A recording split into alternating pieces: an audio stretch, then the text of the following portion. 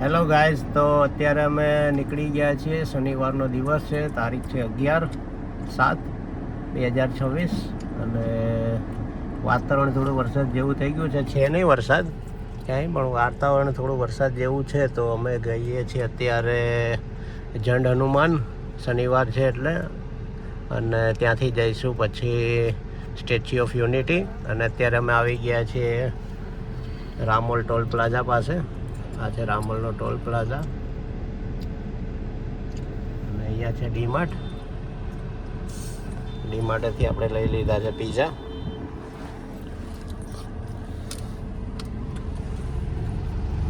$180 kilometre અહીંયાથી બતાવે છે સ્ટેચ્યુ ઓફ યુનિટી. અને જંડ હનુમાન અલગથી રસ્તો છે હાલોલ થઈને જવાનો, પાવાગઢ બાજુ જંડ હનુમાન આવ્યું. તો એ રોડ પણ આપણે આગળ આ જ વિડીયોમાં જોઈશું. પીઝા પાર્ટી પૂરી કરીને અમે આવી ગયા વડોદરા એક્સપ્રેસ હાઈવે ઉપર. અને વડોદરા એક્સપ્રેસ હાઈવે છે 4 લેન હાઈવે છે, 2 સાઈડ જવા માટે અને 2 સાઈડ આવવા માટેની.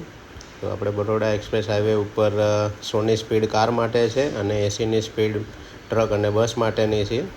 તો આપણે આ જ રોડ ઉપર કન્ટિન્યુ કરશું વડોદરા સુધી. અને આપણે જે પીઝા લીધા હતા એના બોક્સ ખાલી પડ્યા હતા, એ અહીંયા રેસ્ટ એરિયા આણંદ પાસે આવ્યો, ત્યાં આપણે ડસ્ટબિનમાં એને નાખી દઈશું. રસ્તામાં ક્યાંય આપણે કચરો ફેંકતા નથી. તો તમે જુઓ,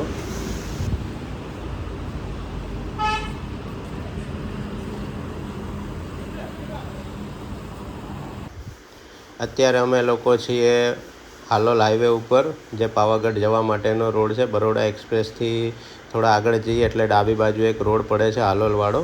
તો ત્યાં અમે થોડી વાર ઊભા રહ્યા હતા. વેધર સારું હતું, વાતાવરણ સારું હતું, તો થોડી વાર કેનાલ જોવા માટે ઊભા રહી ગયા હતા. અને કેનાલ એટલી ભરેલી નથી, થોડી ઓછી છે. વરસાદ ઓછો હોવાના કારણે પાણી ઓછું હતું, પણ કેનાલ પાસે ઊભું રહી અને ફોટા પાડવાની ખૂબ જ મજા આવી. હવે અમે આ જ રોડ ઉપર આગળ કન્ટિન્યુ કરશું એટલે આવશે પાવાગઢ. રોડના કિનારે ગાડી સાઈડમાં કરી અને એકવાર હવા પણ બધા ટાયરોમાં ચેક કરાવી લીધી હતી, કેમ કે હવા ઓછી થઈ જાય અને પંચર પડે તો આ રસ્તા ઉપર આપણે હેરાન થઈ જઈએ. અને આપણે આવી ગયા છીએ પાવાગઢના પ્રવેશ દ્વાર ઉપર. તો અહીંયાથી સ્ટાર્ટ થાય છે પાવાગઢના હિલ, જ્યાં આપણે ઉપર માછી સુધી જઈશું, પાર્કિંગ સુધી. અને ત્યાં જઈને જોઈએ કેવો ટ્રાફિક છે. જો ટ્રાફિક ઓછો હશે તો આપણે ઉપર જઈશું. રોપવે ને બધું ચાલુ હશે તો, કેમ કે વરસાદ જેવું વાતાવરણમાં રોપવે બંધ કરી નાખતા હોય છે ક્યારેક.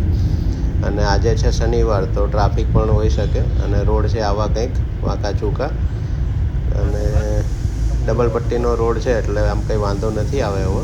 આરામથી તમે ગાડી માછી સુધી લઈ જઈ શકો છો. 6-7 કિલોમીટર થાય છે જે ગેટ બતાવ્યો હતો ત્યાંથી. તો આ રોડ ઉપર પણ તમને 2-3 જગ્યાએ ઊભા રહેવાની અને નીચે પાવાગઢ ને જૂનું તળાવ ને ગામ ને બધું જોવા મળશે.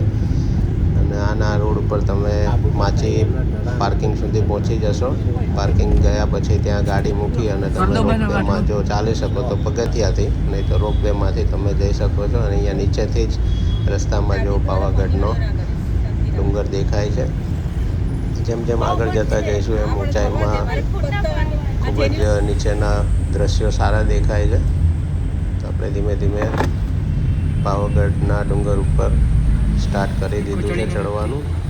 અને પહેલાં હતો સિંગલ પટ્ટીનો રોડ, અત્યારે ડબલ પટ્ટી રોડ થઈ ગયો છે. બંને બાજુથી વાહનો અવર જવર થાય છે અને સાઈડ પણ તમે આરામથી કાપી શકો છો. બને ત્યાં સુધી સાઈડ ના કાપો એટલું સારું છે, કેમ કે રોડ ખૂબ જ વાંકા ચૂકા છે, તમે મેપમાં જોઈ શકો છો.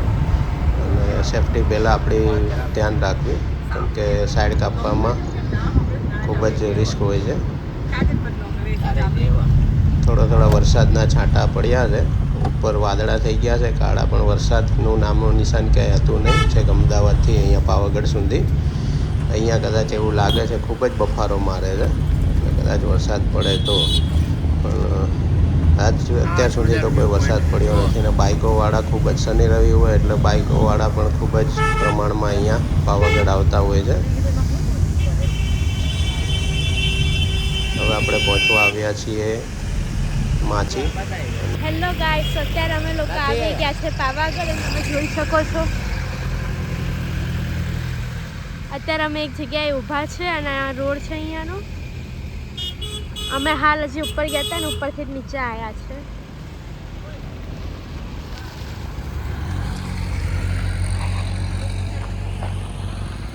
અહીંયાનો આખો વ્યૂ છે. અનમોલ અત્યારે પપ્પા નીચે ઉતર્યા છે ને જેનિલ અને મમ્મી ગાડીમાં જ બેસી રહ્યા છે. એ લોકો નીચે આવ્યા નથી, જોઈ શકો છો. આ તો હવે અમે અહીંયાથી આગળ જવાના છે સ્ટેચ્યુ ઓફ યુનિટી.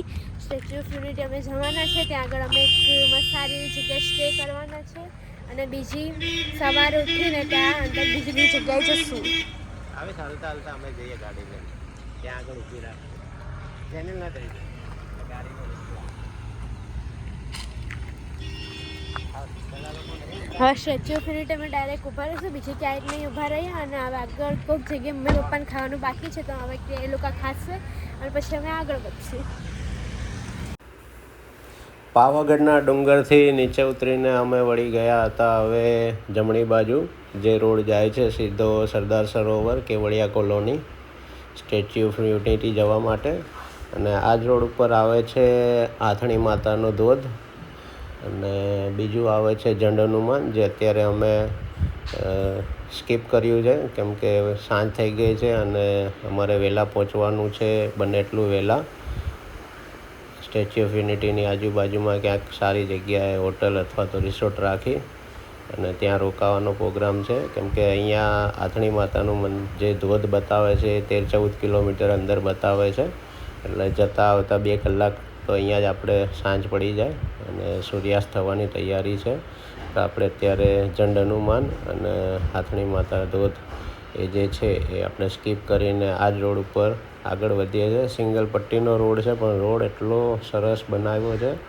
આ બાઇકોવાળા ખૂબ જ અહીંયા ચલાવે છે તો બાઇકોથી થોડું ધ્યાન રાખીને સાઈડ કાપવી કેમ કે બાઇકોવાળાની સ્પીડ પણ 4 વ્હીલની સાથે સાથે જ હોય છે. અને આપણે હવે આ રોડ ઉપર ને રોડ ઉપર સીધા જઈશું એટલે સ્ટેચ્યુ ઓફ યુનિટી આવી જશે અને ત્યાં ક્યાંક નજીકમાં સારી એવી જગ્યાએ રિસોર્ટ રાખી અને 1 નાઇટ સ્ટે કરશું.